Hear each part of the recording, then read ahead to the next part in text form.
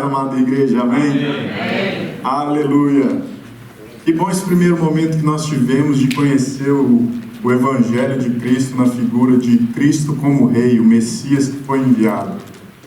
Trouxe grande entendimento ao meu coração e eu creio que também foi muito edificante. Amém. Enquanto eu estava sentado ali, Deus ele me deu uma visão a respeito disso que a gente está vivendo aqui na igreja hoje. Set on fire. Ele me deu uma visão de uma grande fogueira e assim como brasas, cada um de nós representa essas brasas que quando junta, quanto mais brasa, mais fogo se acende. A própria palavra fala para a gente não desperdiçar os pequenos começos. Pode parecer pequeno agora, hoje, mas eu creio que aqui vai ficar pequeno, mano. Aqui vai ficar pequeno. Amém? E eu creio que é de grande alegria do meu coração, do coração do nosso pastor, ver esse evento acontecendo, porque é uma coisa que a gente já tem sonhado há muito tempo e está acontecendo isso.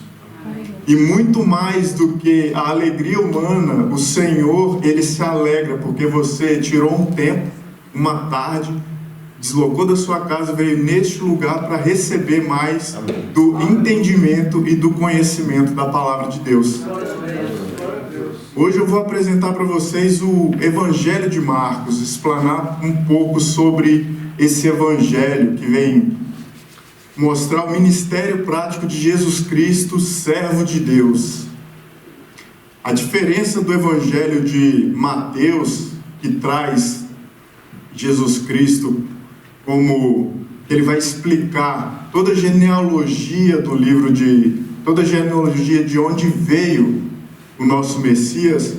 O Evangelho de Marcos, ele não tem genealogia. Mas antes de entrar próprio no Evangelho, vamos saber quem foi Marcos. Pode passar o slide, por favor. Quem foi esse Marcos? Ou João Marcos. João Marcos, né, a gente tem o nome dele em hebraico, João, e Marcos, o nome dele em romano. Ele foi filho de Maria. A gente pode ver em Atos 12:12 que Maria era uma cristã onde hospedava os cristãos em sua casa. Era um ponto onde os discípulos se encontravam. A gente vai ver também a relação dele. Ele era primo de Barnabé. Então a gente vai notar que ele participou da primeira viagem junto com Paulo e Barnabé.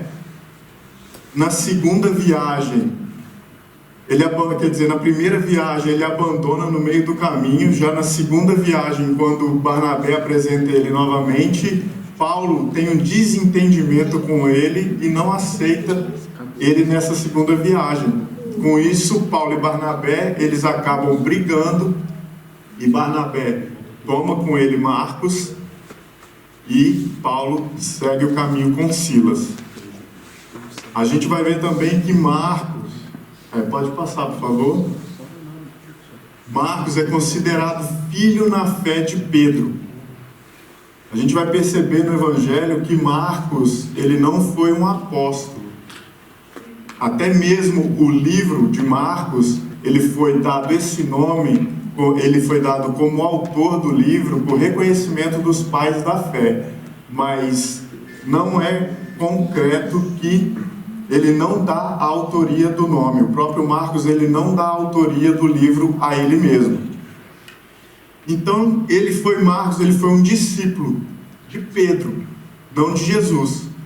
Então, tudo aquilo que ele absorveu, tudo aquilo que ele representou no Evangelho, foi devido aos ensinamentos de Pedro. E Pedro, nessa época, quando foi escrita essa carta, acredita que eles estavam em Roma, na Babilônia, como era chamada antigamente. Então, Marcos, ele pega todos os relatos das ministrações, das pregações de Pedro e faz o livro de Marcos, o Evangelho. Então a gente vai ver que Marcos, ele é o livro mais antigo. Ele é considerado um dos primeiros livros a serem escritos. A gente vai ver que ele é o evangelho mais curto. ele possui 661 versículos. E a gente pode observar que grande parte desses versículos são usados no Evangelho de Mateus e de Lucas, que são considerados sinópticos porque grande parte do conteúdo deles se relacionam entre si. É mencionado em um evangelho de um e de outro. Então, o Evangelho de Marcos, ele foi considerado como modelo para o Evangelho de Lucas e de Mateus. A gente vai ver, né, que ele foi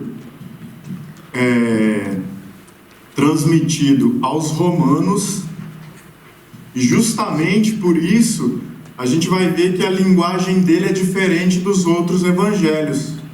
É um evangelho, enquanto o evangelho de Mateus ele é transmitido para os judeus, e tinha ênfase muito grande em mostrar Jesus Cristo através das profecias do Antigo Testamento, no livro de Marcos não.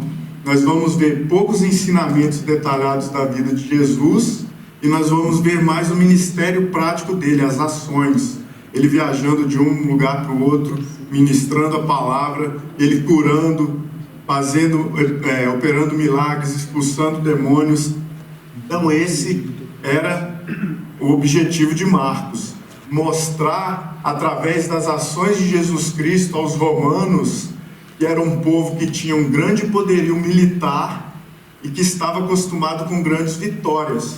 Então ele vem apresentar Jesus Cristo como um rei serviçal, um servo disposto a praticar toda a ação necessária para salvar o homem. Então a gente pode perceber aqui na divisão do livro de Marcos, ele é dividido em 3 grandes seções. Do capítulo 1 ao outro, mostra Jesus na Galileia, levando os milagres e ensinamentos do reino. Nesta seção mostra o povo quem é Jesus. Então Jesus, ele começa o seu ministério ali no Rio de Jordão, quando ele é batizado por João Batista.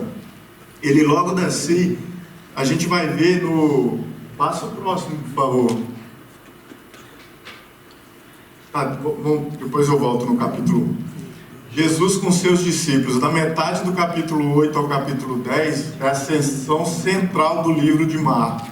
Ele vai trazer as conversas mais íntimas e específicas de Jesus com seus discípulos, deixando mais claro o que significava de fato ser o Messias e como que é que os discípulos entenderam essa mensagem. Como a gente viu Mateus falando, os discípulos, tanto os discípulos como os judeus, eles acreditavam que Jesus viria como um rei montado num cavalo branco, com sua coroa, e iria tomar o reino, iria conquistar Israel de volta. Mas Jesus, ele vem através das suas ações mostrar que não é esse tipo de reinado que ele vem estabelecer na terra. Ele vem estabelecer um reino de servir. Amém? Pode passar o próximo. Então, finalmente, nos capítulos 11 e 16, a gente vai ver Jesus em Jerusalém. A sua entrada triunfal em Jerusalém, quando na festa de Páscoa, quando eles estavam esperando a entrada de um rei, e ver Jesus montado num burro, eles não entendem aquilo e começam a pensar, mas quem é esse que vem? E eles, logo que Jesus vai entrando, eles começam, Hosana, Hosana, Hosana, do rei dos alturas. Então vai mostrar a entrada triunfal, a sua crucificação e a sua ressurreição, apresentando ele, como ele se tornou Messias para nós nos dias de hoje. Então essa é a divisão do livro de Marcos. Pode passar o próximo? Agora a gente vai ver o princípio do Evangelho de Cristo, Filho de Deus, onde eu falei. Assim começa o livro de Marcos, sem grandes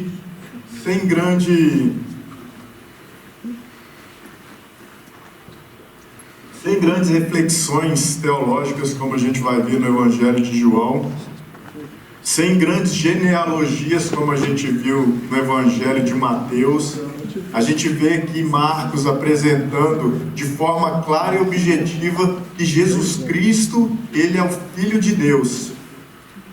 E ele vai mostrar para a gente durante esse esclarecimento durante todo o Evangelho, que essa é a única nota pessoal do autor. É esse único versículo, mostrando Cristo como Filho de Deus. E essa atenção, depois ele vai deixar para que eu e você, o leitor do Evangelho, tenha consciência de que Jesus realmente é o Filho de Deus. E também aos romanos, a gente precisa entender que essa carta ela foi escrita aos romanos. Então ele tinha essa necessidade de transmitir a mensagem de quem era Jesus através do seu serviço aos romanos. Mas a gente sabe que o Evangelho ele é tão real como há 2000 anos atrás. A palavra ela continua real.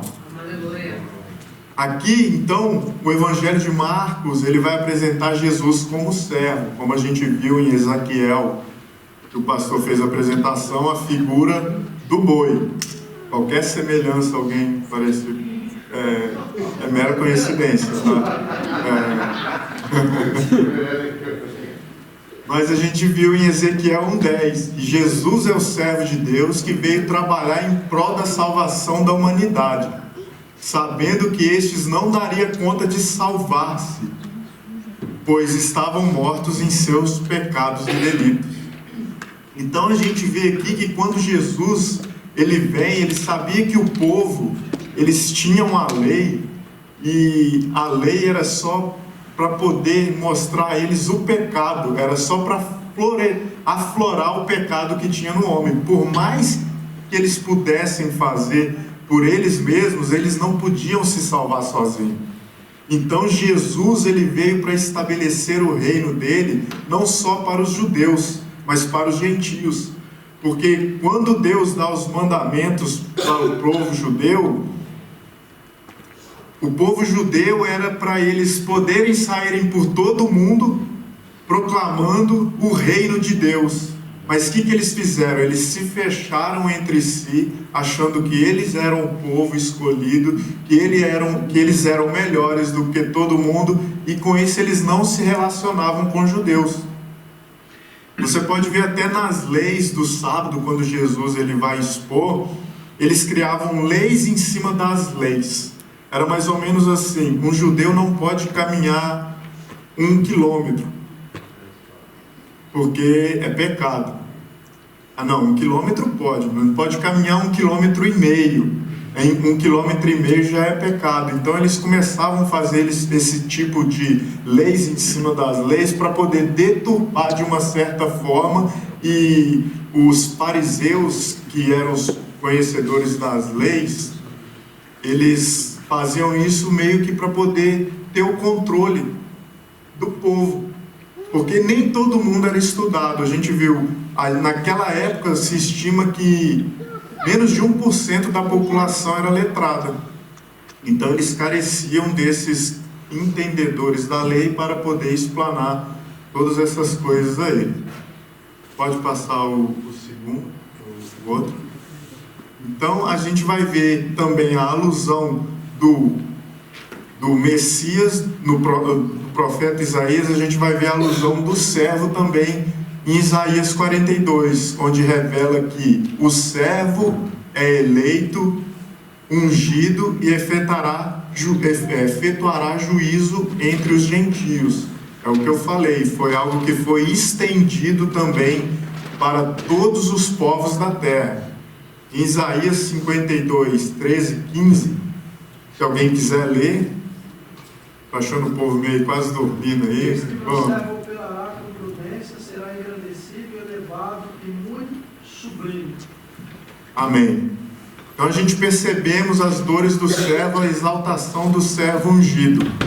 A gente vê aqui que Jesus, ele toma as dores. Isaías está fazendo a alusão, ele está mostrando ainda no futuro aquilo que Jesus sentiria pelos povos. Então a gente vê essa exaltação dentro dele. Em ambas as passagens é evidente que o ministério de Jesus seria servir a humanidade pelo trabalho efetuado com excelência. O servo foi exaltado a ponto de se tornar elevado e sublime. Então, Marcos, em todo momento, ele vai mostrar esse Jesus que veio como um rei serviçal para trabalhar, para resgatar o seu povo através das curas e os milagres. E é essa mensagem que o Evangelho de Marcos traz. A gente vai ver logo depois. Pode passar o próximo. Esse é o texto central do Evangelho de Marcos. Porque o Filho do Homem também não veio para ser servido, mas para servir e dar a sua vida em resgate de muitos. Amém. Essa é a mensagem central. A gente vê aqui que Jesus tem até uma discussão entre os seus discípulos, eles querendo saber quem seria o primeiro, uns quem vai sentar à direita, outro quem vai sentar à esquerda, quem é o maior dentre outros, o que eles iriam ganhar ao estar seguindo Jesus. Então existiam isso, porque eles ainda não tinham entendido quem realmente era Jesus. A gente vai ver na parábola do semeador, Jesus Cristo explicando a palavra do semeador, e até depois, quando eles se retiram junto com os 12, os próprios discípulos perguntam: mas mestre, o que quer dizer essas palavras?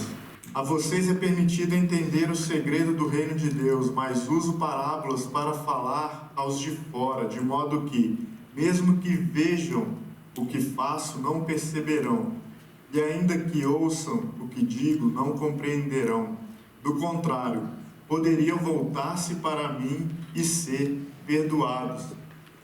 Então Jesus, ele vai começar uma série de parábolas, porque ele começa a perceber, em meio aos fariseus, um coração duro, um endurecimento do coração deles. Então eles começam a atacar Jesus de uma certa forma, que eles falam: esse povo ainda não está preparado, é necessário eu falar de uma forma diferente, para que o coração deles, aqueles que estiverem o coração voltado para mim, entenderão as palavras que eu digo. E aqueles que estiverem o coração endurecido, porque a gente vê que os fariseus, eles eram religiosos, então eles procuravam apresentar uma mão limpa, enquanto o seu coração estava completamente sujo. E Jesus, ele tinha essa percepção, ele conhecia. Então era por isso que ele se assentava, ele se assentava com as prostitutas, ele foi considerado beberrão por estar no meio do povo. Então Jesus Cristo, ele não tinha medo de se misturar com as pessoas. Até mesmo quando Jesus, ele foi entregue por Judas, quando chegaram o exército para prender ele, eles não sabiam quem era necessário um deles entregar Jesus, porque mesmo Jesus ensinando na sinagoga, ensinando o povo todos os dias, ele era tão parecido com o povo que, se você olhasse de longe, você não iria conseguir reconhecer quem era Jesus. Amém? Amém. Estão todos compreendendo? Amém. Aleluia. Então a gente viu que nos versículos 14 e 15, depois que João foi entregue à prisão, veio Jesus para a Galiléia pregando o evangelho do reino de Deus, dizendo: o tempo está cumprido, ou próximos em algumas versões, e o reino de Deus está próximo. Arrependei-vos e crede no evangelho. Foi com essa mensagem que Jesus, ele sai e começa a recrutar os seus primeiros discípulos, os pescadores. Ele chega e fala: arrependei-vos, porque próximo está o reino de Deus. E ali estava os pescadores, e ele convida esses pescadores a se juntar a ele e se tornar pescadores de homens. Pode passar o próximo, por favor. Amém. E só voltando um pouco, a palavra arrependimento, ela é metanoia. A gente sabe que metanoia é uma mudança de atitude,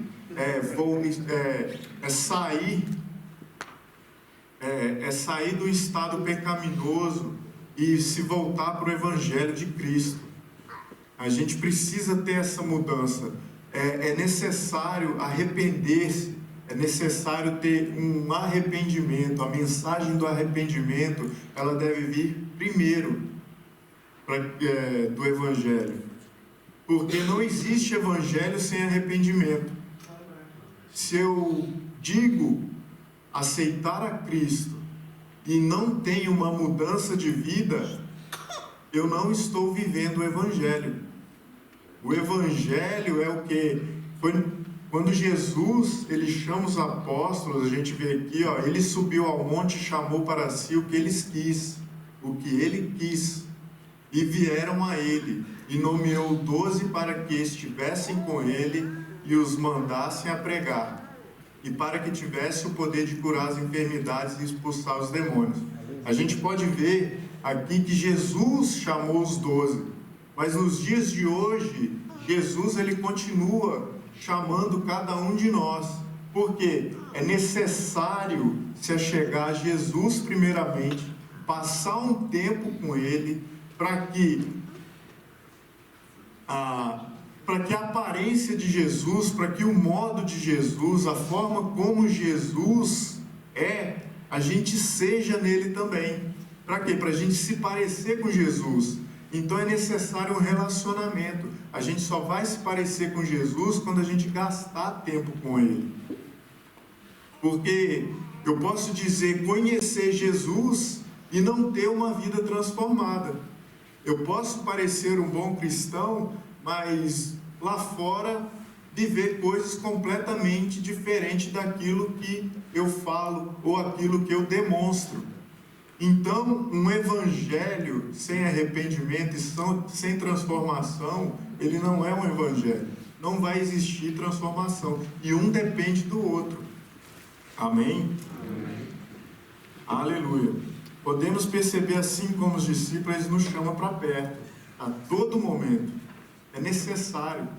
É igual eu citei, a brasa, para ela estar acesa, ela precisa estar junto do fogo.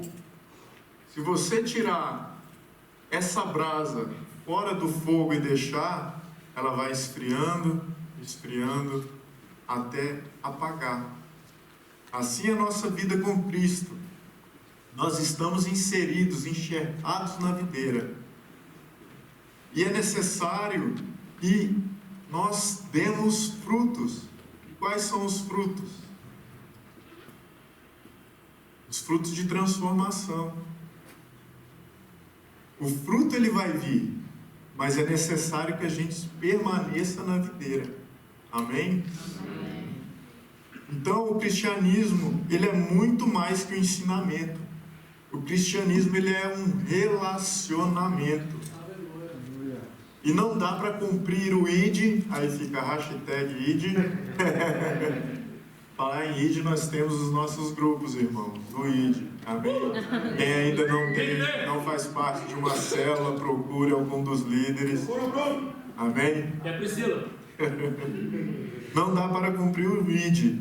E veremos no final do Evangelho de Marcos que sem antes cumprir o vinde, não é possível cumprir o id. Amém? Amém. Como eu vou falar de algo que eu não vivo? Só duas pessoas entenderam. Mas eu fui uma delas. A manifestação do Espírito, ela é de várias formas. Para cumprirmos o ID, é necessário cumprir o vinde, se aproximando e tendo um relacionamento com Jesus. Amém? A gente sabe, irmãos, muitas pessoas elas têm se decepcionado com... eu estou fugindo um pouco fora do estudo, mas muitas pessoas elas têm se decepcionado com a igreja porque não tem um louvor que eu gosto, o pastor é assim assado, o irmão brigou comigo, irmão, se você saiu da igreja por qualquer motivo que seja de relacionamento, você não entendeu o Evangelho. O Evangelho é uma grande família. É uma grande família. Às vezes você vai brigar com seu irmão, mas vocês vão estar morando na mesma casa. Não tem como falar, agora você não é mais meu irmão, agora você não tem. O Evangelho é isso. A gente precisa aprender a se relacionar com os nossos irmãos. Imagina se eu compro um tênis novo, aí minha cabeça vira e fala, mas o pé está mais cuidado do que eu. Aí eu compro um boné para a cabeça, aí o braço fala, mas poxa, eu visto os dois e não ganho nada também. Aí vai virar uma confusão. Não, irmão. A transformação ela é individual. Eu já falei aqui uma vez, prosperidade não é medida por aquilo que o outro tem. Prosperidade é medida por quem eu era e quem hoje eu sou em Cristo Jesus.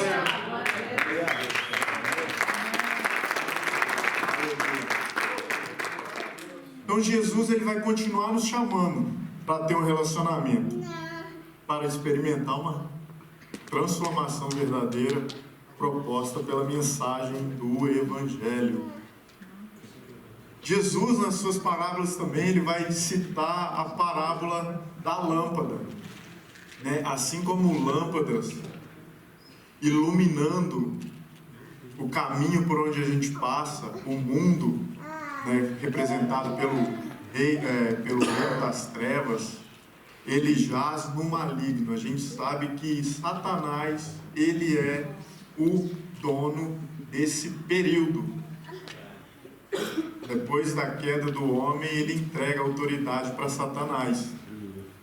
E nós somos essa lâmpada em meio à escuridão. E muitas das vezes a única forma que a gente vai poder impactar o mundo é através das nossas ações. Assim como Marcos apresentou Jesus aqui. Jesus fazendo o bem a todo tempo, não importando a quem.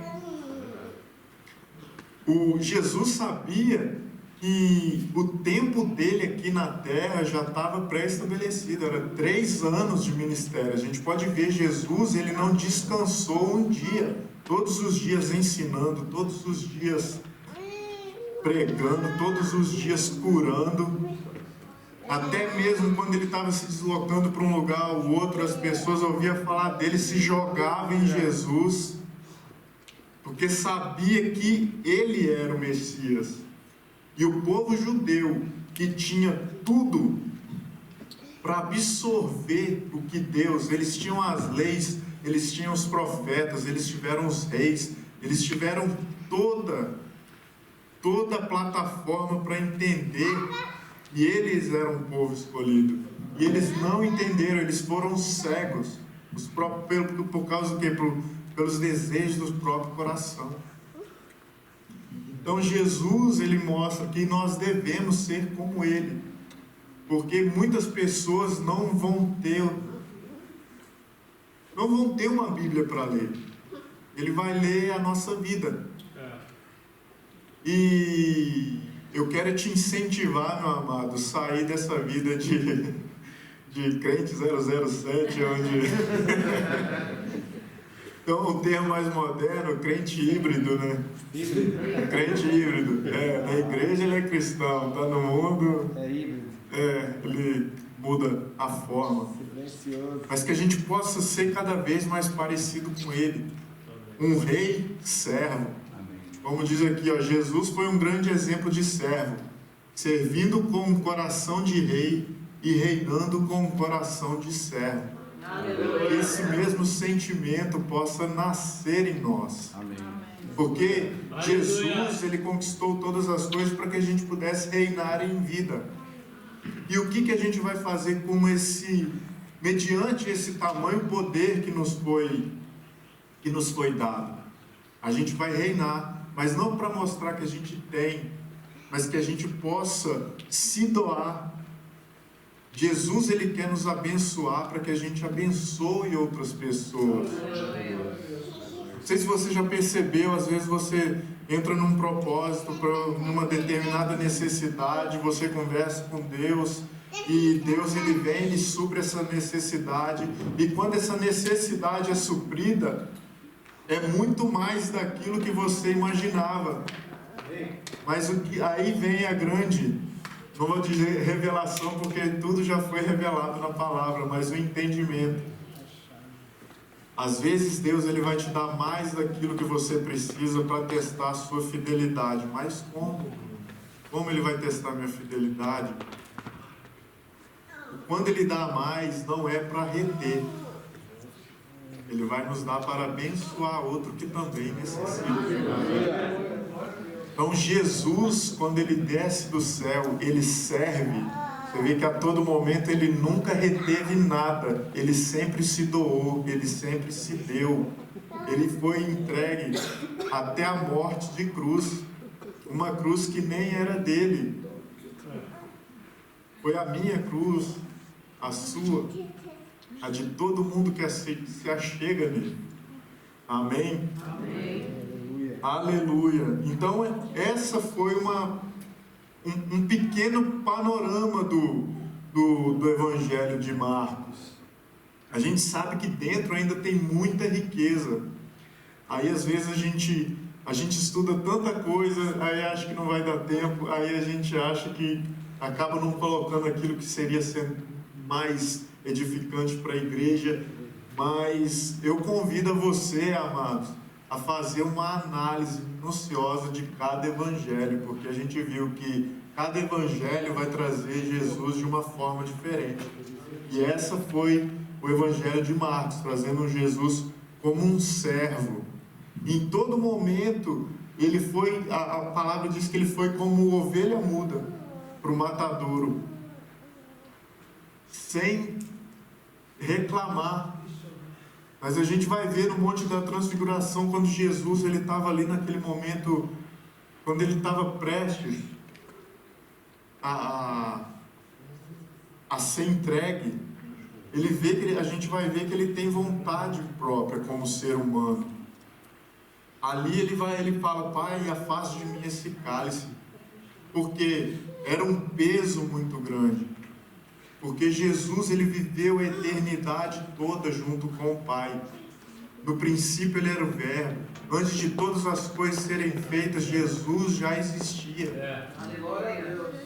Agora naquele momento, por causa de mim, por causa de você, ele iria se separar do Pai. Foi esse pedido que Jesus faria: Pai, afasta de mim esse cálice da separação. Porque, amados, quanto mais a gente experimenta o Evangelho de Cristo, que a gente vai vendo a transformação na nossa vida, que a gente é confrontado e vai vendo as mudanças, vai vendo as bênçãos chegando, tudo aquilo que vai acontecendo em nossa vida de forma assim tão natural, de tudo aquilo que Jesus, que o próprio Deus sonhou para cada um de nós. Ele pensar assim, quanto mais a gente vê isso, mais a gente quer um relacionamento com Ele, quer experimentar, não quer viver um dia, a gente quer respirar Jesus, até a música que a gente vai ouvir vai ser uma música cristã, aquilo que a gente vai ler vai ser algo sobre Cristo. Eu tenho uma experiência que um irmão nosso, ele veio da África, quando na igreja do Brasil, ele veio da África para poder fazer o estudo e levar a palavra da fé aos nossos irmãos africanos. E eu percebia, o João, ele chegava assim no meio de um grupo, as pessoas conversando de tudo quanto é assunto assim, você via, ele chegava assim, ele dava aquela olhada assim, ele só fazia assim, ó, não está falando de Cristo, estou saindo fora. Aí ele chegava num determinado momento, ele tentava falar alguma coisa assim, ele via que as pessoas davam ouvido, e a forma que ele falava era tão contagiante da palavra de Deus, que as pessoas que estavam ali eram contagiadas também, e ali ele se sentia no ambiente. É igual um peixe no aquário, meu amado. O peixe no aquário, ele vai viver ali, dentro daquele ambiente. Se você tirar ele fora da água, ele morre.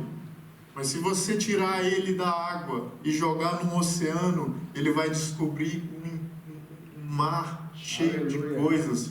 É assim a palavra de Deus. A gente está aqui, a gente começa a estudar o Evangelho, a gente vai tendo o entendimento da palavra de Deus, a gente está dentro do ambiente da igreja, mas aqui dentro do ambiente da igreja a gente ainda é esse peixe. Porque as verdadeiras experiências elas estão lá fora. Aleluia. E há um mundo sedento para conhecer dessa luz. Aleluia. E como a gente vai atingir o coração dessas pessoas? Muitas das vezes vai ser servir, dando um abraço, levando a provisão para a vida de alguém que aos nossos olhos não seria merecedores, mas Jesus olhou para nós e disse: não, aquele ali tem jeito, eu vou investir na vida dele. Que possamos ser assim como Jesus Cristo, e serviu com o coração de rei e reinou com o coração de servo.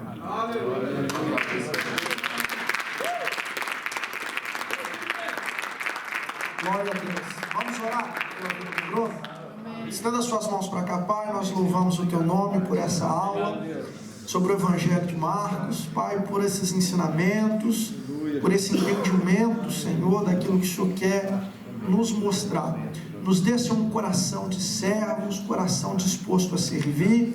Continue abençoando o Teu Filho, continue abençoando as nossas vidas ainda hoje, nas aulas que se seguirão, no culto, Senhor, e que seja, Senhor, algo sobrenatural como tem sido até agora. Se você concorda com isso, diga amém.